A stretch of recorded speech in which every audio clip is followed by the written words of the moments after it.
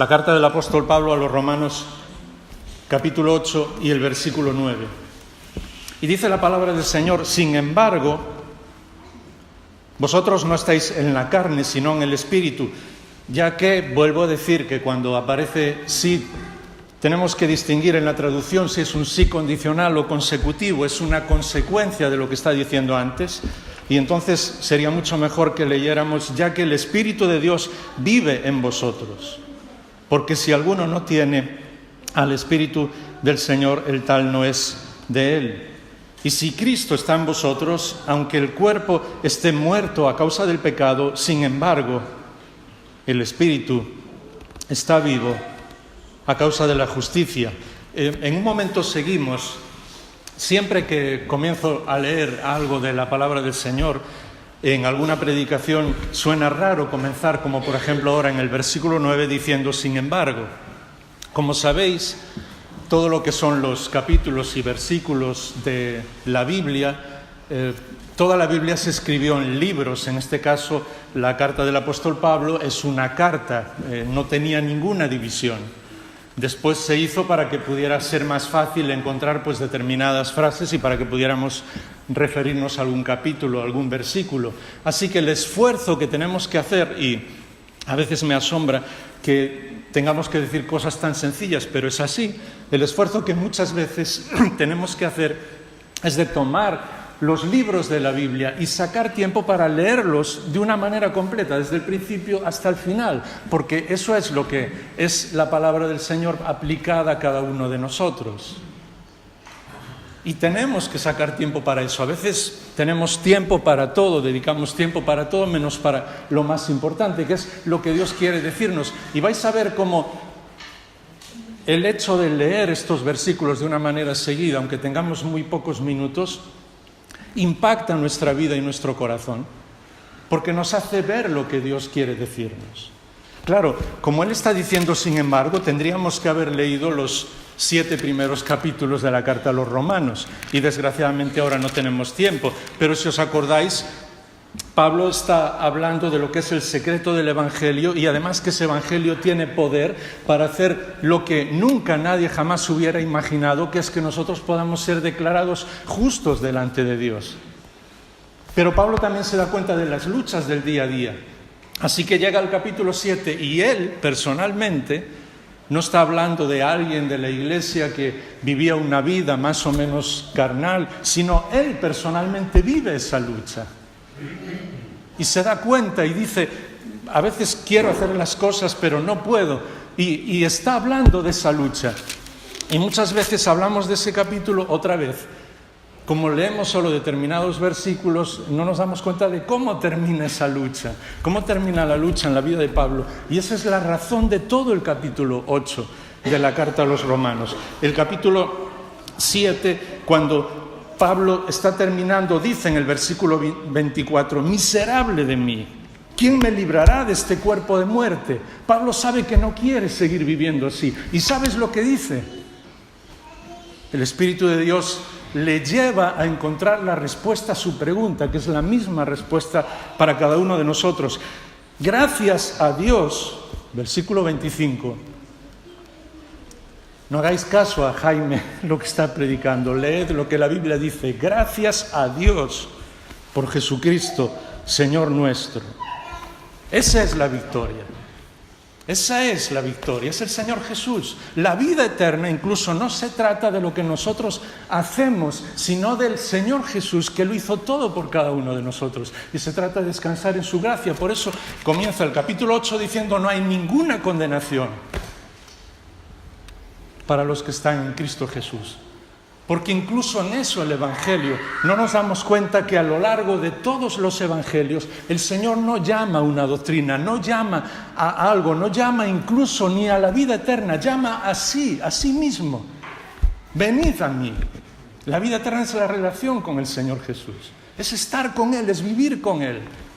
Por eso Pablo, en los últimos momentos de su vida, después de haber llenado todo con el Evangelio de Cristo, incluso en la cárcel, escribe la carta más absolutamente radiante de gozo que existe, que es la carta a los Filipenses, diciendo: para mí el vivir es Cristo. Me da igual estar en la cárcel, me da igual lo que haya ocurrido, me da igual incluso cuando comienza la carta a los Filipenses diciendo que muchos prediquen a Cristo, quién sabe por qué, porque a él le dolía el Evangelio. ¿Sabes lo único que importa para mí el vivir es Cristo? Y estoy esperando el día de estar con él cara a cara otra vez. Incluso les dice, si él me tiene aquí mucho tiempo, genial, porque puedo hablarle a todos del Señor, pero si no, puedo estar con él. Así que seguimos, porque el tiempo se nos va y yo creo que no vamos a poder casi ni terminar el capítulo. Dice, versículo 11, si el espíritu de aquel que resucitó a Jesús entre los muertos habita en vosotros, claro que el mismo que resucitó a Jesús de entre los muertos también dará vida a vuestros cuerpos mortales por medio de su espíritu que habita dentro de vosotros, dentro de cada uno de vosotros. Así que, hermanos, somos deudores para que entendamos exactamente lo que está diciendo. No a la carne, para vivir conforme a la carne. Si vivimos conforme a la carne,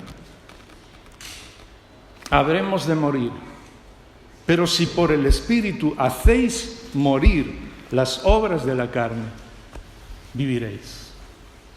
A veces nosotros pensamos que somos salvos por la gracia, por la fe, por medio de la fe, por la gracia de Dios, por el amor de Dios a cada uno de nosotros, pero una vez que somos salvos, entonces empezamos a vivir la vida cristiana con nuestras fuerzas. No, haced morir las obras de la carne, porque si quieres seguir siendo salvo, si quieres, muy bien, yo soy salvo, el Señor me ha salvado, ha hecho todo por mí y es por gracia solo por medio de la fe. Ahora voy a vivir yo, voy a vivir la vida cristiana con mis fuerzas.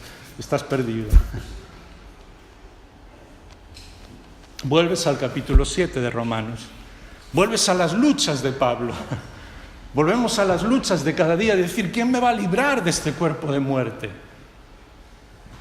Porque caigo muchas veces más de lo que creo. Y el Evangelio no se trata de caídas, el Evangelio se trata de restauración, de renovación, de vivir en la presencia de Dios, de entusiasmarse con Él, de disfrutar con el Señor. Se trata de algo completamente diferente, si no, no es Evangelio. Porque literalmente la palabra Evangelio significa buenas noticias. El Señor vino a transformar absolutamente todo.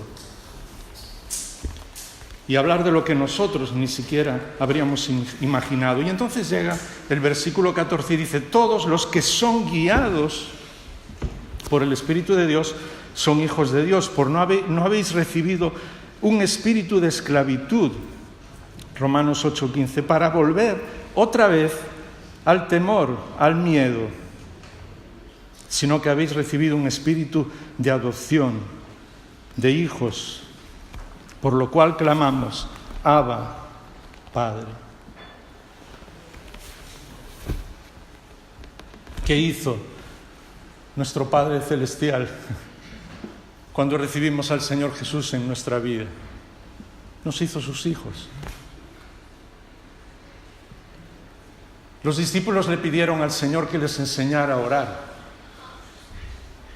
porque vieron la transformación que había en su vida en la presencia del Padre,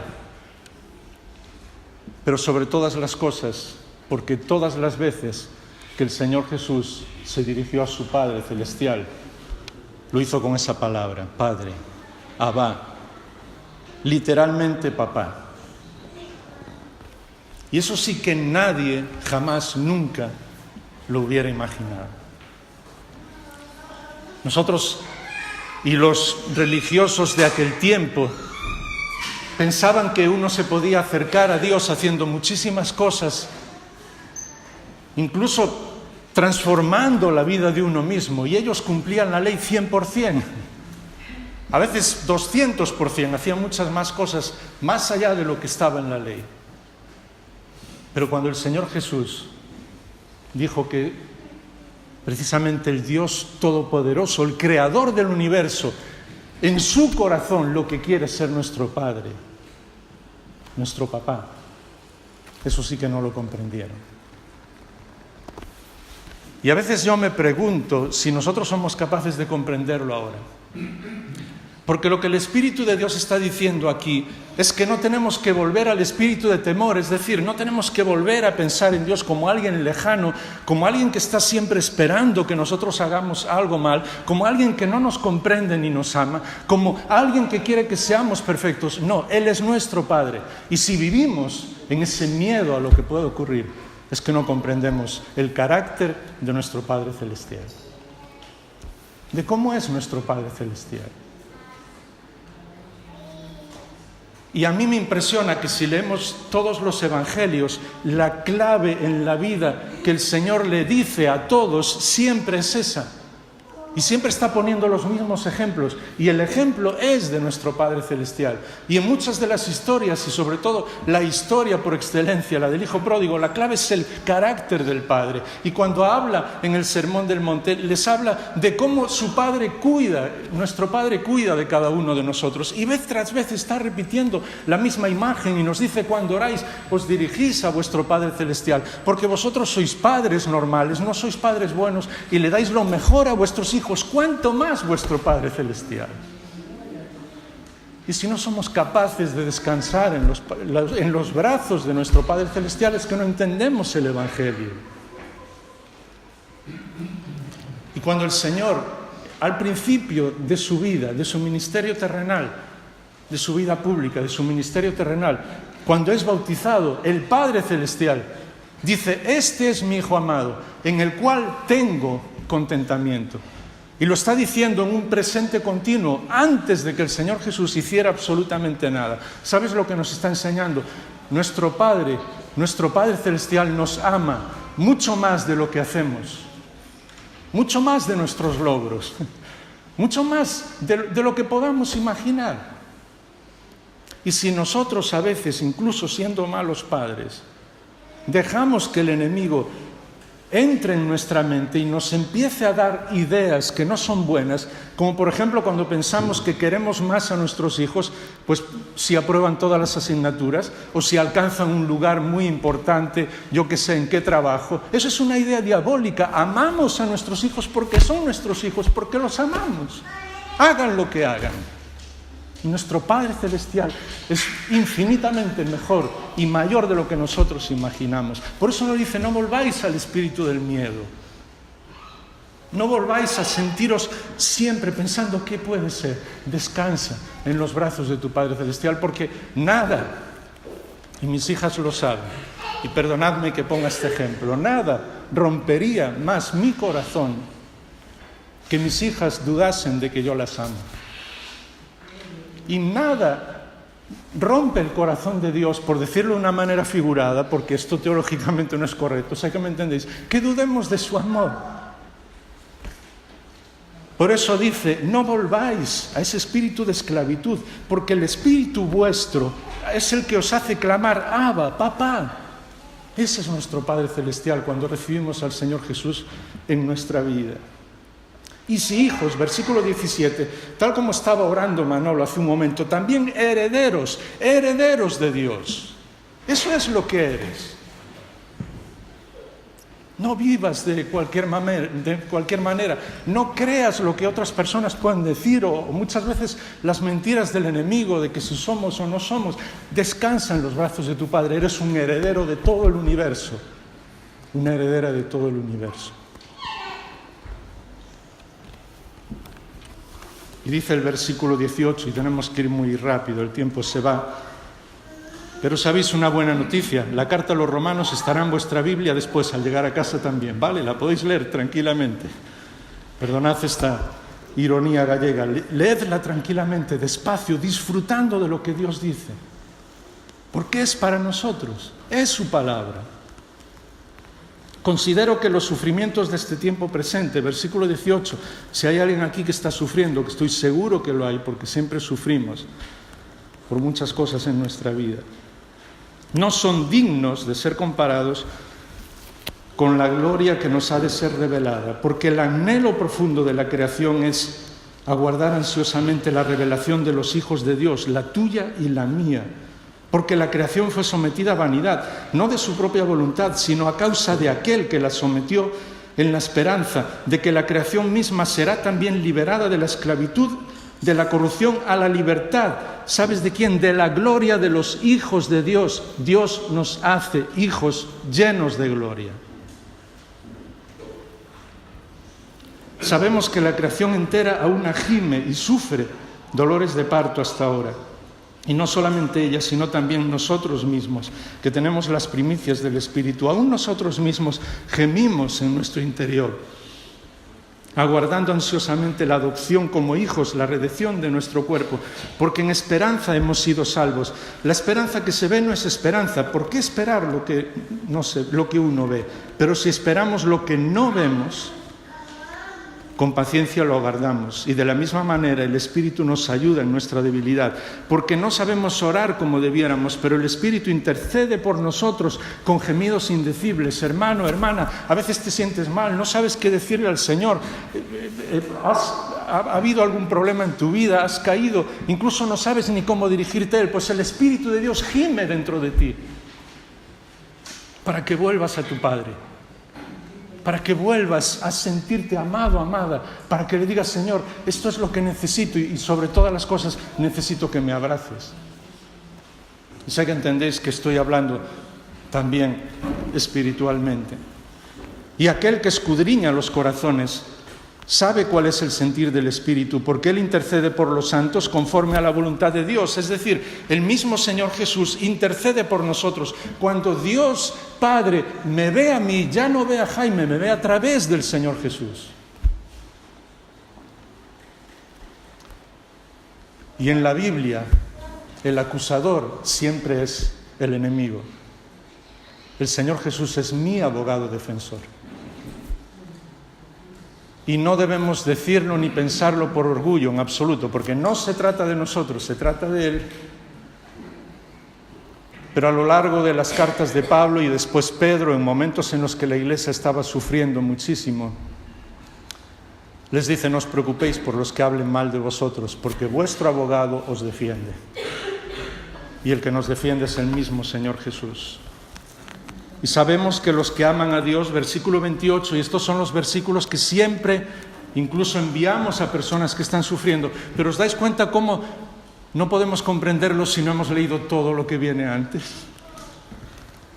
Todas las cosas cooperan para bien, esto es, para los que son llamados conforme a su propósito, porque a los que de antemano conoció también los predestinó a ser hechos conforme a la imagen de su Hijo, para que Él sea el primogénito entre muchos hermanos, hermano del Señor Jesús. Ese es el privilegio que nosotros tenemos. Y hemos escuchado esta mañana, la Biblia aparece la iglesia, sí, el Señor Jesús como cabeza de la iglesia, y la imagen que más veces usa a lo largo del Nuevo Testamento es la novia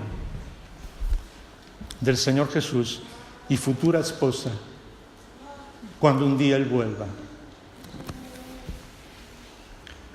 Y queridos hermanos, queridas hermanas, nunca en todo el Nuevo Testamento vais a encontrar que la iglesia es la sierva del Señor Jesús. No, es su novia, somos su novia. Claro que servimos al Señor y le amamos y Él es nuestro Señor y estamos dispuestos a hacer todo lo posible por Él y entregar nuestra vida por Él, pero Él no nos ve así, Él nos ve como su novia. Y por eso entregó su vida por cada uno de nosotros. Y si hay algún hombre aquí que no es capaz de entregar su vida por su esposa, no sabe lo que es el amor. Y esta vez me dirijo en ese sentido a los hombres, y sé que me entendéis. Así que esa es la belleza de comprender que el Rey de los cielos entregó su vida por cada uno de nosotros. Y sigue, y terminamos, y perdonadme solo los minutos que quedan, dice el versículo 31, ¿qué diremos a esto? Si Dios está con nosotros, ¿quién contra nosotros? El que no eximió ni a su propio Hijo, el que no escatimó ni a su propio Hijo, el que no nos regaló todo, sino que lo entregó por nosotros, ¿cómo no nos concederá con Él todas las cosas? ¿Quién acusará a los escogidos de Dios? Dios es el que justifica. ¿Quién es el que condena? Cristo Jesús es el que murió. Sí, más aún, el que resucitó, el que además está a la diestra de Dios, el que intercede por nosotros, ¿quién entonces nos puede separar del amor de Cristo? ¿La tribulación, la angustia, la persecución, el hambre, la desnudez, el peligro o la espada? Es cierto que está escrito, por tu causa somos puestos a muerte, llevados a muerte todo el día. Somos considerados como ovejas para el matadero. Pero en todas estas cosas somos más que vencedores por medio de aquel que nos amó. Y estoy convencido de que ni la muerte, ni la vida, ni ángeles, ni principados, ni lo presente, ni lo porvenir, ni los poderes, ni lo alto, ni lo profundo, ni ninguna otra cosa creada nos podrá separar del amor de Dios que es en Cristo Jesús. Se puede gritar, se puede cantar, se puede decir más alto, se puede decir lo que se quiera, pero no se puede decir más claro. Nada nos puede separar del amor de Dios que es en Cristo Jesús. Ese es el Evangelio. Cuando recibimos al Señor en nuestra vida, esa vida se transforma por completo. La eternidad se abre delante de nosotros como un regalo del Señor. Y la gracia de Dios nos acompaña cada día. Y así es como debemos vivir. Siempre me impresionó, perdonad que me haya extendido un poco, siempre me impresionó que tan pronto termina Romanos 8 y Pablo ve todo lo que significa vivir en los brazos del Señor y que nadie jamás le puede sacar de ahí. ¿Sabes lo que hace? Dice, me siento triste. Y uno puede pensar, ¿por qué? Y entonces comienza capítulo 9, 10 y 11.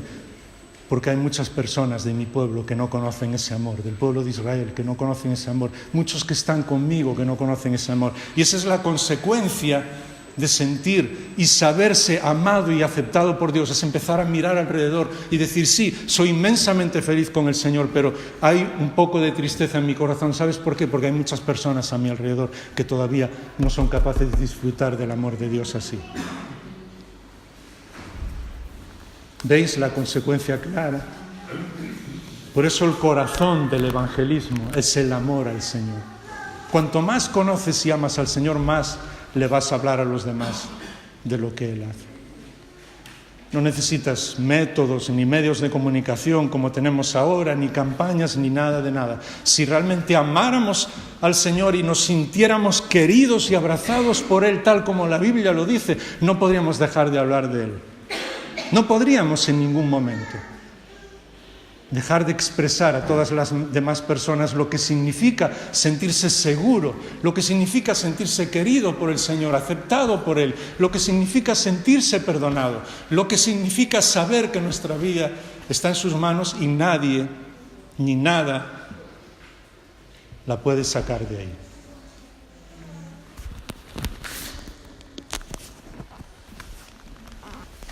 Transforma por completo nuestra vida lo que Dios dice, sus promesas, su presencia en nosotros, ¿o no?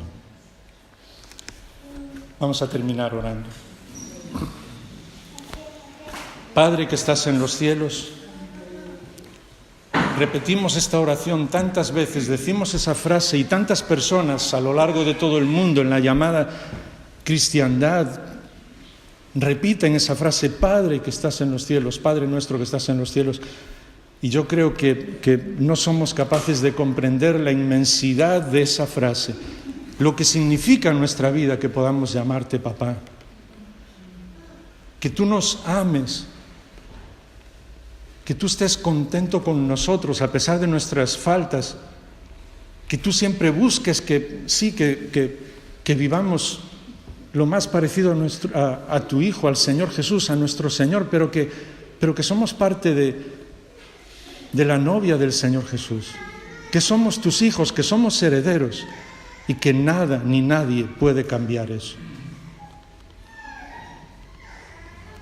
Enséñanos a vivir honrándote siempre, pero también a recordar todos los días de nuestra vida que tenemos que vivir sumergidos en tu gracia, en tu amor, disfrutando de tu carácter y de todo lo que has hecho por nosotros, porque no tiene nada que ver con ninguno de nosotros.